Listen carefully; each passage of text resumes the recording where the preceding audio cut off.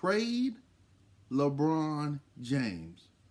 What in the Sam Blue of hell are you talking about? Thank you guys for tuning in to another episode of All Things Sports. I'm your host, Kalani Lua. So apparently this idea is floating around of either at the trade deadline or maybe this offseason, the Lakers should explore trading LeBron James. Are you out of your rabbit mind? What is going on here? I get it. It's a disappointing season. It is not what we as Laker Nation, as you can see, what we were expecting. It's very unfortunate that we get the best player in the game on our team. Expectations are through the roof, and we hit rock bottom.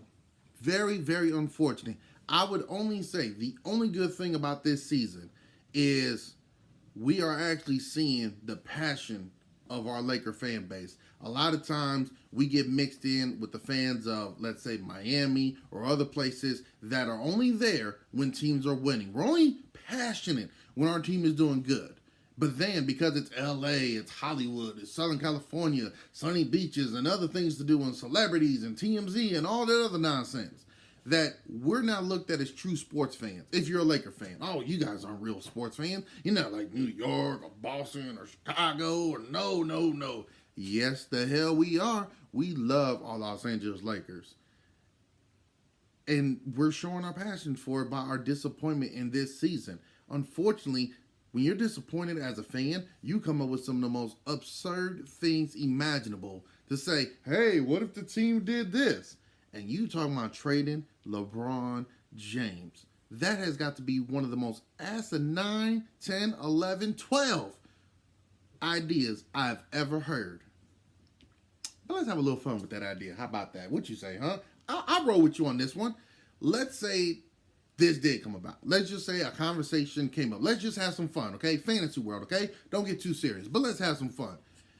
You look around and you say, well, are we going to get a superstar player for him? Are we going to get some complimentary players and some draft picks? Remember when the Lakers traded Shaq, Lamar Odom, Caron Butler, Brian Grant from Miami Heat, I believe a future second-round draft pick?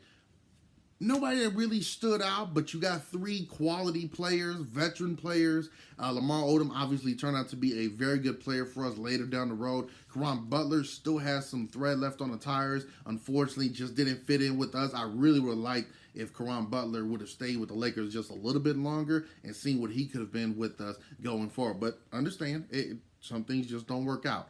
So how would we go about this? And in looking at the landscape of the NBA, some people will say, well, what about trading LeBron James for James Harden straight up? Again, this is just going off what I've seen online, heard on radio stations, etc., etc. So this is not me saying this is what would happen.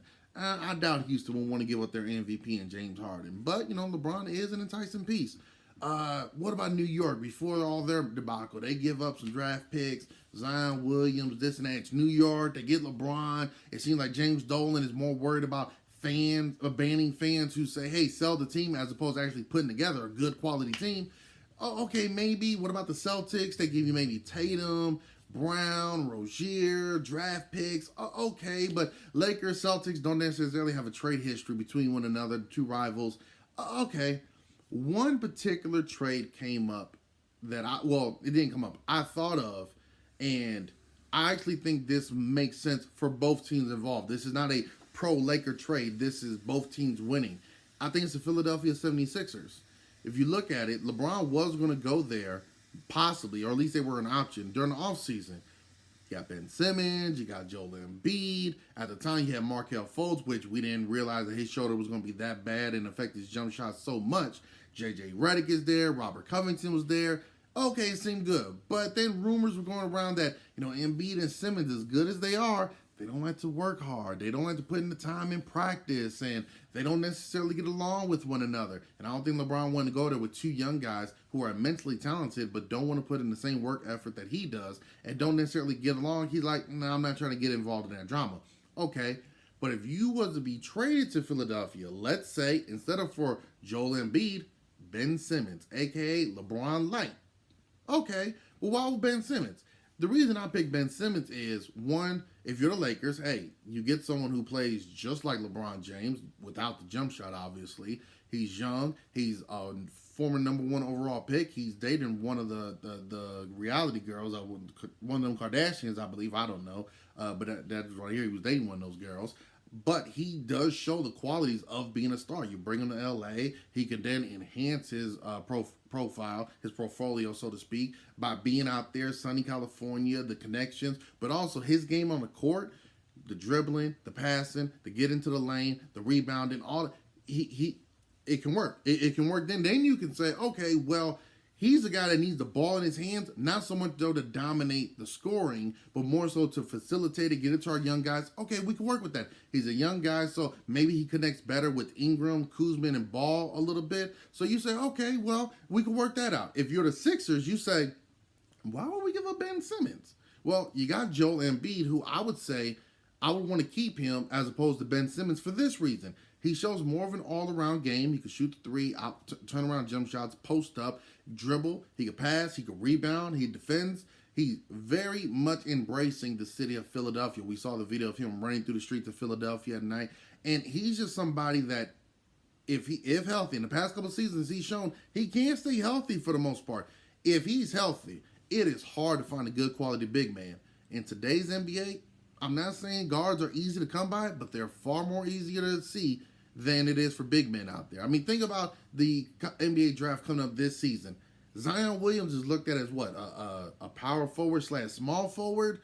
How many big men are we talking about in the draft? R.J. Barrett, a couple guys from overseas, but nobody as far as a big man that you're saying, oh man, this guy right here. But you got Joel Embiid. So you got a center, something that LeBron has never had. Somebody who's down low, but can also step out, stretch the offense, or stretch the defense out rather, and hit the shots from outside. So now that helps LeBron to get into the basket. If you were to trade him, let's say at the deadline, well, you got Tobias Harris, you got Jimmy Butler there, so now you got a veteran guy who could go both ways. Yes, Jimmy Butler wants to be the alpha, wants to be the Batman of a team, but you also got to think, if you bring in LeBron, in Jimmy's mind, does that click and say, you know what? Maybe I could play LeBron's Robin. I'll be his Scottie Pippen. I'll be his Kobe or his Shaq, whichever way you want to look at it. I could do that because now I got somebody who, unlike these youngins, is going to come in here and work, is going to come in here looking to win, is going to come in, film study, in the gym, at practice, doing everything he needs to do to get to the NBA Finals, which ultimately might be what gets Jimmy to say, you know what, I could work with this. Because you got to think, in Chicago, Minnesota, and even a little bit in Philly, he's surrounded with a lot of young guys. And with that, if their motivation, if their drive isn't on his level, he might be like, hey, look, man, I can't work with you guys. But now you get him a solid veteran who's been to the mountaintop, who's been there, won championships. Now you got to say, you know what? Okay, I got somebody who can match me now. Let's go. Let's go to Sizzler. You got Tobias Harris that brought in there, and that's another young guy who looks like he's on the merge of being a perennial all-star for years to come. Young superstar that can stretch outside, get down low. Now you got LeBron, you got J.J. Redick out there on the outside. So you got shooters, you got guys who can play both ways, rebounders, blockers, defenders, guys who want to win. You're in a city who wants to embrace you guys so much and wants you guys to succeed, bring you back to the days of Allen Iverson taking the team to the finals, Dr. J and Moses Malone and Maurice Cheeks getting to the finals. They want that so much. And you do it in Philadelphia.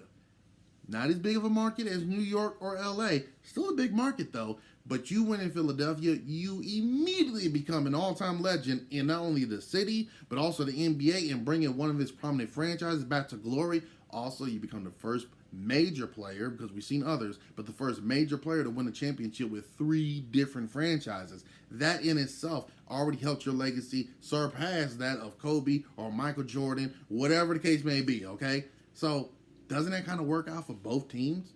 If you're Philly, yeah, you give up Ben Simmons, but would you rather keep Ben Simmons, who doesn't have a defined jump shot just yet? In fact, I think he's scared to shoot a three-pointer, but you get someone in LeBron now who, oh no, yeah, you guys can dominate the East for the next, 3, 4, possibly 5 years, be in the NBA Finals continuously? Would you rather have that and have a shot at actually winning the NBA Finals? You put that Sixers team together with LeBron, Jimmy Butler, J.J. Redick, Joel Embiid, and Tobias Harris in the NBA Finals against the Golden State Warriors. Oh, they giving them a run. Oh, they barbecue chicken. It's going to be fun to watch those two.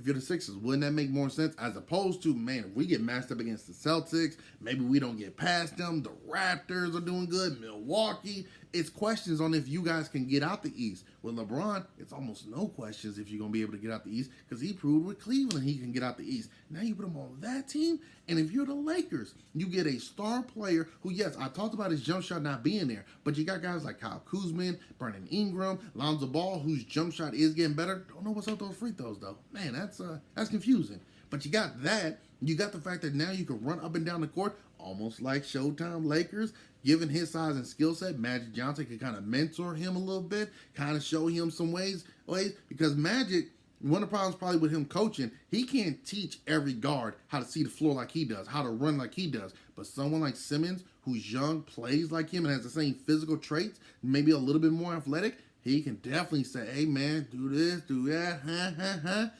Both teams win. Both teams turn out good. It's good for the NBA. The Lakers are going to be a young, relevant team. The Sixers are going to be back to prominence. The Warriors are going to have legit threats in the West and now in the NBA Finals. And by doing that, you look at what Milwaukee's doing, what New York might do in the offseason. You look at Toronto if Kawhi stays there. You look at Boston. You got 4 or 5 legit teams in the Eastern Conference now. So the East isn't perceived to be as weak as it's been in a number of years. No, they're a legit threat to LeBron's throne. But yet, with that Sixers team, he's going to defend it pretty well. And then you look at the Lakers and what they'll be able to do building forward. Hey, I'm just saying, to me, it sounds like a win-win. Yes, it's crazy that you would trade LeBron James. But if you did, wouldn't this be maybe the perfect scenario to do so? Be sure to let me know what you guys think of this trade scenario. Is it crazy or does it kind of make sense? Be sure to drop your comment in the comment section, like, share, and subscribe to the channel. Thank you guys for tuning in to another episode of All Things Sports. I'm your host, Kalani Lua. Till next time, peace.